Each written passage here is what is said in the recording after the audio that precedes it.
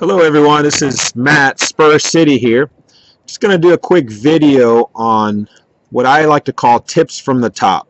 Things that I've learned through interviews and interactions with other top producers around the country that I know on a personal basis and have interviewed, like I said, over conference calls and or while I'm on trips with them around the world. Little things. They're little things, but that's usually what separates the big boys from everyone else are the little things. You add up all those little things equals one great lump sum, and can take your numbers to the next level. You add all that stuff up. So some of the things while will be advice basically on the psychology while you're with a client doing the actual presentation, and then I'll add a few things after that. But first thing, I always quote the female first when you're doing when you're getting ready after you've done the presentation. To quote the females first. That brings down the guard because typically the females are going to be less expensive than the males.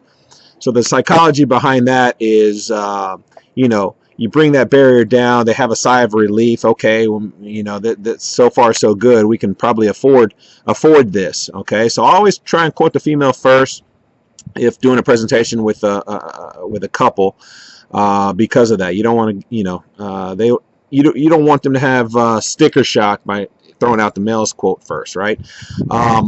Always try and present only 3 options. I know there's a lot of things out there. Some people do 4, some people do present 5, some people present more than 5 options. I'm a firm believer in presenting 3 options. I've learned that one from a guy who was #1 in the nation in used car sales. And his big thing on that was anything more than 3 options will confuse a client. Give them too many options, and you might get the let me think about it because of that more often than not. All right, because you don't want to confuse them, giving too many options to choose and think of, then they can't give you a good answer on the spot of which one they want to choose. So 3 quotes.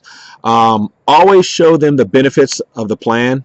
And you always want to show your quotes. Here's a big one. Always present your 3 quotes immediately after. Anybody that has my presentation knows the order I do it and the psychology of what I do. It's all in an order, a certain order for a reason. All right. So you always want to show them that brochure that I've given my presentation that shows them it's permanent protection, that the price will never increase, that their benefit, say it's $10,000, their 10K benefit will never change. It's day 1 immediate coverage, and it provides cash value and due to emergencies or anything like that. As soon as you show them those options, then you quote them. As soon as you let them know those benefits, then you show them the 3 options. Okay, the psychology behind that is, all right, here's the benefits of the plan. Here's what why it benefits you, then pull out the options. All right, and when I do that, and I'll ask the client, so what do you think something like this would cost, Miss Jones, for $10,000? And 9 times out of 10, and people that can verify that are watching this video that have been ridden with me, I'll ask the client that, what do you think something like this will cost, Miss Jones? And I have my quotes. I already wrote them down. I already wrote these down, Mrs. Jones, but I want to hear your thoughts. 9 times out of 10, they overprice it because just then you just told them all the benefits right before you show them the 3 quotes. So I cover them, literally cover them with my hand or a piece of paper or something. 9 times out of 10, if it's $50, they'll say $80, maybe $85. Now I have them. I already know that it's looking good. And then I'll show them, look, Miss Jones, I think you'll be pleasantly surprised. It's only $50. Oh, okay. Then they start upgrading themselves. Well, how much would 12,000 be? Or show me what 15,000 would be. And I know that we're in the money at that point. Okay. Another thing, always let the spouse that that can I like to do PHIs. Those that know me know I like to know before I go. Right? Because I don't want to be wasting time getting a rate up or decline, have to come back to see the client when I could be seeing a new client making new money. Instead, I'm having to go back and try and get the same person again when I could have done that the first time. So always let the spouse that that can handle the phone interview, go first and put it on speakerphone so that way the other person that you're a little iffy about can hear the process, or maybe they might be a little bit more nervous. You can sense that. So that way they can get a feel for it. They can hear the process and hear the questions and all that kind of stuff. Of course, I always ask the questions before I even start the telephone interview. So unless they're holding something back, I already know they should qualify. Okay. But another thing, always let the person that, preferably the female, go first if possible, typically they take the phone interviews a little bit easier, or again, maybe there's a language barrier. Always, if there's a language barrier on something, always, you don't think they can do the PHI, don't put that pressure on them. If you don't think they can get through it, just get out of there with a company that doesn't require a telephone interview. Now, outside of that, we're going to talk about a couple of tips outside of the presentation. And one thing I always preach is focusing on one thing until you feel like you've mastered it. Or have a good handle on it. I see a lot of guys out there flailing around. They're doing final expense, they're doing Medicare, they're doing this, that, and the other, and they're doing none of it well because they're jumping from one thing to the next. Focus on one thing. I mean, you can look at a good example of this is soccer, right? Soccer teams. You look at soccer teams from these little poor countries, Uruguay and Costa Rica, and I visited Costa Rica. I've been to Costa Rica. My uncle has a house there, and you see all these kids everywhere playing soccer because you don't have to have money to play soccer, right? It's just the ball. So you get all these little countries. Uruguay is a perfect example. Okay, that's all they play is soccer over there. You take a country that's literally the population is the size of Chicago, and yet they have a better team than America more often than not. Because all they do is play soccer, whereas you get all the population from America, and they're playing all different types of sports, and so the talent's spread out. The same is true if you focus. All these kids focus on one thing. All they play is soccer, so they get tremendously good at that thing. So yeah, once you've mastered final expense, then jump to something else. Okay.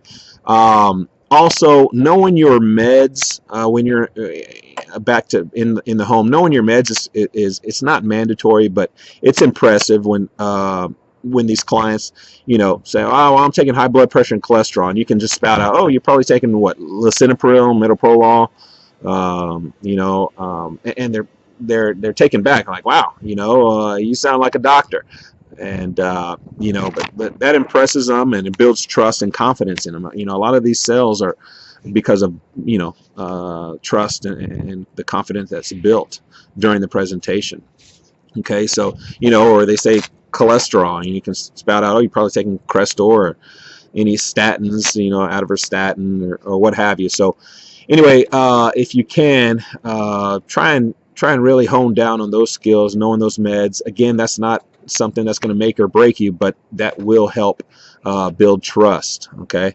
Always show your license at some point during the interview. I always like to show my license within the first 3 to 5 minutes of meeting the person, during the presentation or right before the presentation typically. Make the client feel good about getting approved. If you're in the home, you do the PHI, client gets approved on speakerphone, high five them.